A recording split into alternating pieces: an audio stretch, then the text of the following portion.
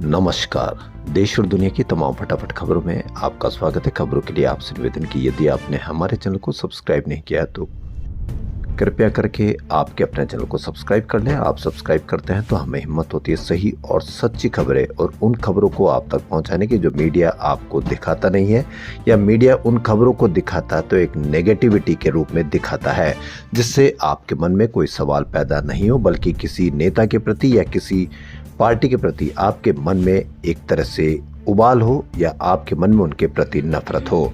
तो क्या है आज की वो बड़ी खबरें। कांग्रेस नेता प्रियंका गांधी वाड्रा ने आज आरोप लगाया कि प्रधानमंत्री नरेंद्र मोदी लोकसभा स्पीकर ओम बिरला के पीछे छिप रहे हैं। उन्होंने प्रधानमंत्री मोदी को नुकसान पहुंचाने की किसी भी योजना के दावे को पूरी तरह से झूठ बताया।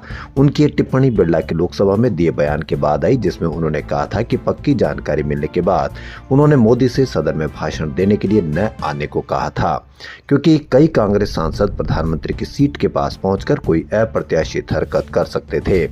प्रियंका गांधी ने कहा कि सरकार स्पीकर से यह सब कहलवा रही है क्योंकि बुधवार को प्रधानमंत्री में सदन में आने की हिम्मत नहीं थी। उन्होंने स्पष्ट शब्दों में कहा कि यह सरासर झूठ है। प्रधानमंत्री को नुकसान पहुंचाने या ऐसी किसी भी बात को सवाल ही नहीं उठता, ऐसी कोई योजना थी ही नहीं। उन्होंने आगे कहा कि यदि सत्ता पक्ष अपने सदस्यों को मनमानी करने, किताबें कोट करने और अनर्गल बातें कहने की छूट देगा तो विपक्ष विरोध करेगा, और यदि स्पीकर को इस प्रकार की जानकारी है तो पूरे देश को और एक पुलिस को भी, प्रशासन को भी इस तरह की कहना चाहिए, ताकि आम आदमी को भी पता लग सके कि ऐसी जानकारी कहां से मिली और किस प्रकार की जानकारी मिली। मशहूर फिल्म अभिनेता नसीरुद्दीन शाह एक बार फिर चर्चा में आ गए। एक अखबार में लिखे अपने लेख में अभिनेता नसीरुद्दीन शाह ने कहा कि मुंबई यूनिवर्सिटी द्वारा उनका न्योता रद्द किया जाना उनकी नैतिक साफ कोई और हिम्मत है। साथ ही उन्होंने यह भी लिखा कि तारीफ न करना अब देशद्रोह बन गया है। यह वह देश नहीं जिसमें मैं पला बड़ा और जिसे प्यार करना सिखाया गया था। 2 मिनट की नफरत अब 24 घंटे की नफरत में बदल गई है। मुंबई यूनिवर्सिटी के उर्दू विभाग ने अपने यहाँ 1 फरवरी को जश्न ए उर्दू कार्यक्रम रखा था। इस कार्यक्रम के लिए उन्हें निमंत्रित किया गया था और वे इसे लेकर काफी उत्साहित थे, क्योंकि उन्हें छात्रों से बात करने का मौका मिलने जा रहा था। लेकिन 31 जनवरी की रात बिना कोई ठोस कारण के ही यह कह दिया गया कि अब उन्हें आने की जरूरत नहीं है। इसके पीछे न कोई सही कारण बताया गया, न ही ढंग से माफी मांगी गई। इसके बाद यूनिवर्सिटी ने कार्यक्रम में यह ऐलान कर दिया कि उन्होंने खुद आने से मना कर दिया था, जो कि पूरी तरह से गलत है। नसीरुद्दीन शाह ने आगे लिखा कि मुंबई यूनिवर्सिटी के लोग ये सच्चाई बताने की हिम्मत नहीं कर पाए कि उन्हें इसलिए हटाया गया क्योंकि वह खुले तौर पर देश के खिलाफ बोलते हैं। उन्होंने कहा कि अगर कोई ऐसा मानता है कि वह सबूत दे कि उन्होंने कभी देश के खिलाफ क्या कहा। बुजुर्ग फिल्म अभिनेता ने अपने लेख में साफ करते हुए कहा कि उन्होंने कभी खुद को विश्व गुरु कहने वालों की तारीफ नहीं की। मैंने अक्सर सत्ताधारी सरकार के कई कामों की खुलकर आलोचना की है और आगे भी करता रहूंगा। मैंने अक्सर अपने देश में नागरिक भावना और दूसरों के प्रति सम्मान की कमी पर दुख जताया है। जम्मू कश्मीर में आपदा से प्रभावित परिवार की मदद की जाएगी। इसे लेकर जम्मू कश्मीर के मुख्यमंत्री उमर अब्दुल्ला ने बड़ा ऐलान किया है।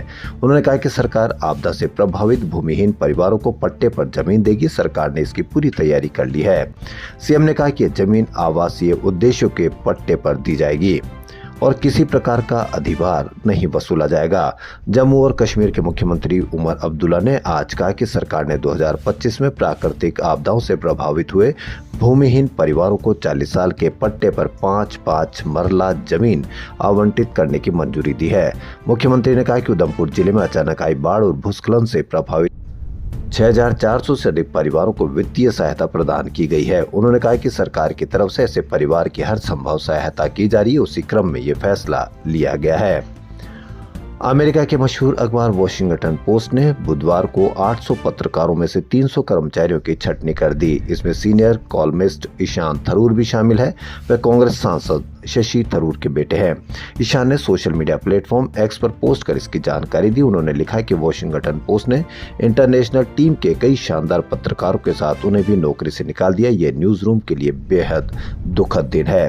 एग्जीक्यूटिव एडिटर मेट मरे ने बताया कि जेफ बेजोस की कंपनी पिछले कई सालों से घाटे में चल रही थी। इस छटनी में स्पोर्ट्स सेक्शन पूरी तरह से बंद कर दिया गया। हालांकि कुछ रिपोर्टर्स फीचर्स डिपार्टमेंट में शिफ्ट होकर स्पोर्ट्स की कल्चर कवरेज जारी रखेंगे। लोकल न्यूज सेक्शन छोटा हो जाएगा, बुक्स सेक्शन बंद हो जाएगा और daily news podcast post reports भी खत्म हो जाएगा। वॉशिंगटन पोस्ट ने मिडिल ईस्ट इंडिया और ऑस्ट्रेलिया से भी रिपोर्टर और एडिटर निकाल दिए हैं। आपको कहीं पर भी इसकी चर्चा देखने को नहीं मिली होगी।